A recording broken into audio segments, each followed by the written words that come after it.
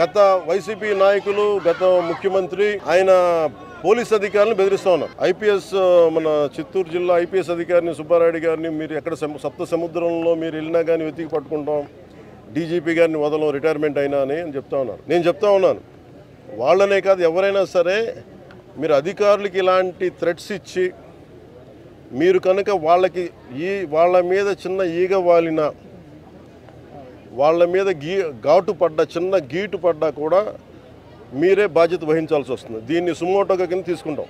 అధికారులు వాళ్ళకి కర్తవ్యాన్ని నిర్వర్తిస్తుంటే మీరు ఇలా బెదిరిస్తే అధికారులు ఎవరు బెదిరిపోరు.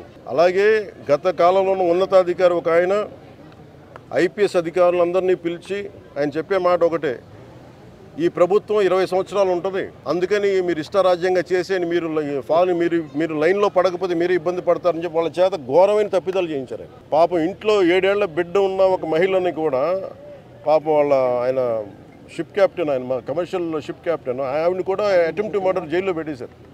చిన్న ఇలా రోడ్డు మీదకి వచ్చి ఎవరో నిరసన చేస్తాను చూస్తుంటే ఆవిడ. మేము అలాంటి ప్రభుత్వం కాదు. నేను అలాంటి సమయాల్లో కూడా నేను మా జన సైనికులకి ప్రత్యేకించి పార్టీ తరఫున అందరికీ కూడా నేను చెప్పాను, మీరు ఎక్కడా కూడా లైన్ దాటి వ్యక్తిగతంగా ఎవరిని విమర్శించకండి అని చెప్పి మీకు చాలా సందర్భాలు నేను తెలియజేశాను. అలాగే అధికారులు చాలాసార్లు మమ్మల్ని ఇబ్బంది పెడుతున్నప్పుడు కూడా నేను ఇప్పుడు కూడా కూర్చోబెట్టి ఒత్తిడిని అర్థం చేసుకోగలం, కనీసం మీరు బాధ్యత గట్టిగా మాట్లాడాం, కానీ ఎక్కడా మేము కూర్చొని మేము అంతూ చూస్తాం, మిమ్మల్ని ఇలా చేస్తాం నేను ఎప్పుడు మాట్లాడాలి.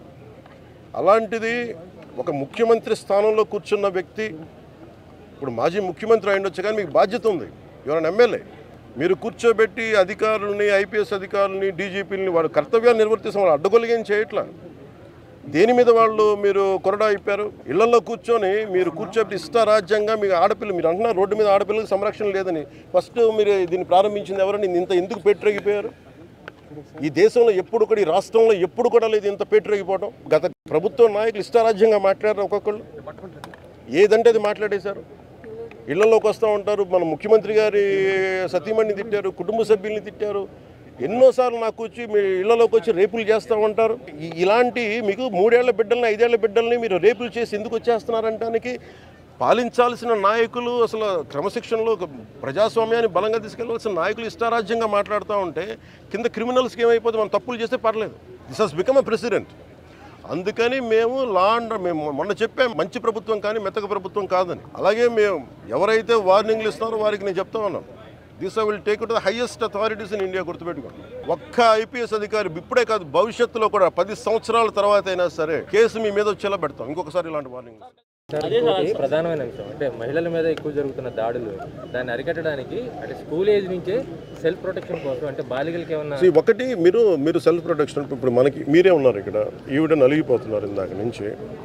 ద ఫస్ట్ కాన్షియస్నెస్ మీరే ఉన్నారు, మీ సాటి మహిళా విలేకరి నలిగిపోతూ ఉంది. వీఆర్ నాట్ థింకింగ్ మీరు న్యూస్ బయట తీసుకోవాలనుకుంటున్నారు తప్ప ఆవిడని ఇబ్బంది పడకుండా ఆవిడని రక్షించే ఫస్ట్ కాన్షియస్నెస్ మన స్పృహ మనకు ఉండాలి. మనకి అలాగే మన కళ్ళ ముందు పోలీసులు వచ్చి మనకి ఫోన్లు చేసి వచ్చి రియాక్ట్ అయ్యే లోపు అందరూ సెల్ ఫోన్లు తీసుకొని ఈ అమ్మాయిని ఏడిపిస్తున్నాడు లేదంటే ఇలాంటి జరుగుతుంది అని మన వీడియోలు తీస్తున్నారు, కానీ వెళ్ళి అసలు ముందు ఆపాలి అన్న స్పృహ సమాజంలో కూడా రావాలి. అది వచ్చిన రోజున ఇబ్బంది ఉండదు. కేవలం ఆడపిల్లల్ని అంటే ఎవరి మానాన్ని మీరు రక్షించకుండా మనందరం ఏం చేస్తున్నాం?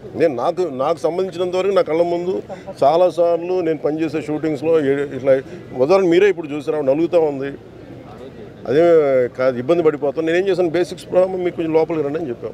ఇది బేసిక్, కనీసం ఇది అందరూ అలవరుచుకోవాల్సిన గుణం ఇది. అలాగే కళ్ళ ముందు ఆడపిల్లల్ని ఏడిపిస్తూ ఉంటారు, చాలామంది చోద్యం చూస్తూ నిలబడుతుంటారు. పోలీసు వరకు రాకుండా, ఎందుకంటే మామూలుగా ఎందుకు జనం స్పందించరు, బయటకు వస్తే మనకి పోలీస్ శాఖ మనకి అండగా ఉండదేమని భయంతో ఉంటుంది. నేను మీకు ఈరోజు పత్రికాముఖంగా అందరికీ మీడియా సమావేశం సందర్భంగా నేను ప్రజలందరికీ కూడా చెప్తున్నాను కదా, మీరు ఇలాంటి సంఘటన మీ కళ్ళ ముందు జరుగుతున్నప్పుడు నిలువరించాల్సిన ఫస్ట్ లైన్ ఆఫ్ డిఫెన్స్ ప్రజలు ముందుకు రాగలిగితే ఆటోమేటిక్గా మిమ్మల్ని ఎందుకు ఇబ్బంది పెడతారు. అలాంటి పరిస్థితులు ఉంటే పోలీస్ శాఖ కూడా చాలా ప్రత్యేకించి హోంమంత్రి గారు చెప్పాను, డీజీపీ గారు చెప్పాం. అన్లైక్ ప్రీవియస్ గవర్నమెంట్స్ మనం బలంగా కూర్చోబెట్టి ఎవరైనా క్రైమ్ రిపోర్ట్ చేస్తే వాళ్ళని క్రిమినల్గా ట్రీట్ చేయకండి. అది నిన్న ఒక 2 లక్షల చొప్పున పాపం ఇద్దరు మొన్న సెప్టెంబర్ 23న ఇద్దరు పిల్లలు చనిపోయారు, 19 ఏళ్ల యువకులు. రోడ్డు మీద వెళ్తా ఉంటే మన తుని దగ్గర బైక్లో మధ్యలో ముందు వెనక నుంచి కారు గుద్దింది, ముందు లారీ ఉంది, పడిపోయి చక్రాల మధ్యలో పడి నలిగి చనిపోయారు. వాళ్ళు కేసు ఫైల్ చేద్దామని వెళ్తే అది స్థానికంగా అధికారుల దగ్గరికి వెళ్తే ఎవరో ఒక అధికారి సరిగ్గా సమాధానం చెప్పలా. అదే రోజు వెళ్తే వెంటనే దానికి నా దృష్టికి వచ్చింది.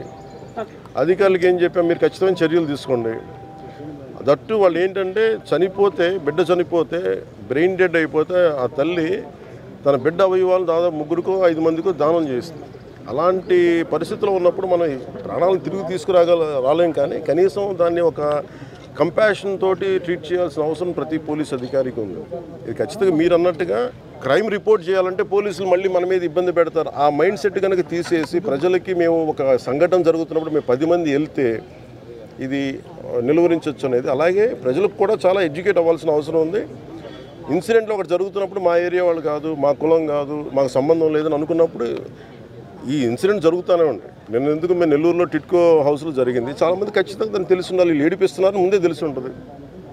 చాలాసార్లు నేను కేబినెట్ సమావేశంలో కూడా మేము మాట్లాడుకున్నది కానీ, లేదంటే అసెంబ్లీలో కూడా నేను మాట్లాడింది కానీ, బలమైన చట్టాలు రావాలి. బలమైన చట్టాలు రావడం అంటే చాలా సందర్భాల్లో నిర్భయ కేసు కానీ, ఇప్పుడు మనకి కలకట్టాలో జరిగిన గవర్నమెంట్ మెడికల్ హాస్పిటల్ కేసు కానీ, ఇవన్నీ ఏం చెప్తున్నాయి, మనకి రిపీటెడ్ ఇన్సిడెంట్స్ జరుగుతున్నాయి. ఎన్ని బలమైన నిర్భయ చట్టాలు పట్టుకొచ్చినా, ఇంకోటి పట్టుకొచ్చినా అమలు చేసే వ్యక్తులకి చిత్తశుద్ధి లేకపోతే కష్టం ఉంటుంది. అలాగే ప్రజల సహకారం కూడా దీనికి చాలా చాలా అవసరం. ఇది అందరం కూర్చొని సమిష్టిగా ఎవరి బాధ్యత వాళ్ళు నిర్వర్తించాల్సిన అవసరం ఉంది. దీంట్లో మేము చెప్పింది ప్రత్యేకించి ఏంటంటే, సింగపూర్ తరహాలో ఇప్పుడు మనం ఒక ఇన్సిడెంట్ జరిగినప్పుడు వెంటనే ఆ వ్యక్తిని చంపేయమంటారు. ప్రజల నుంచి మీరు తెలంగాణలో చూసాం, ప్రజలు బయటకు వచ్చి ప్రాణాలు తీసేయండి, లేదంటే ఎన్కౌంటర్ చేసేయండి అని మాట్లాడుతూ ఉంటారు. ఇది అలాగా, అది చట్టాలను అలా తీసుకోకుండా, అలాగే హైకోర్టు జడ్జిలతో సహా, లేదంటే మీరు నిర్భయ యాక్ట్లో మీరు పార్లమెంటు డిస్కషన్ జరిగినప్పుడు, ఆ సంఘటన జరిగినప్పుడు ఎంతమంది పార్లమెంటేరియన్స్, ఇంక్లూడింగ్ శ్రీమతి జయా బచ్చన్ గారి దగ్గర నుంచి విశిష్టమైన పార్లమెంటేరియన్స్ అందరూ కూడా చాలా బలంగా మాట్లాడారు. అంటే కఠినమైన శిక్షలు పడాలి, చంపేయండి, లేదంటే అంగచ్ఛేదనం చేయండి, ఇంక్లూడింగ్ హైకోర్టు జడ్జెస్తో సహా. కొన్నిసార్లు ఉన్నత న్యాయమూర్తులు కూడా చాలా భావోద్వేగాలకు లోనయ్యి ఆవేదన వ్యక్తం చేశారు. ఇప్పుడు రూల్ ఆఫ్ లా అని కనుక ఈ నేల బలంగా అప్లై చేయకపోతే మన దేశం కావచ్చు, మన రాష్ట్రం కావచ్చు, క్రిమినల్స్కి కులాలు ఉండవు. తప్పులు చేసి క్రిమినల్స్, యాంటీ సోషల్ ఎలిమెంట్స్ కులాలు వెనక దాక్కుంటే కుదరదు. No matter which caste, which religion, which region we belong to, we don't care. If it is an anti-social activity, it is a criminal activity, you will be punished. ఇదే నేను DGP గారికి మేము తెలియజేశాం, ముఖ్యమంత్రి గారికి తెలియజేశాం.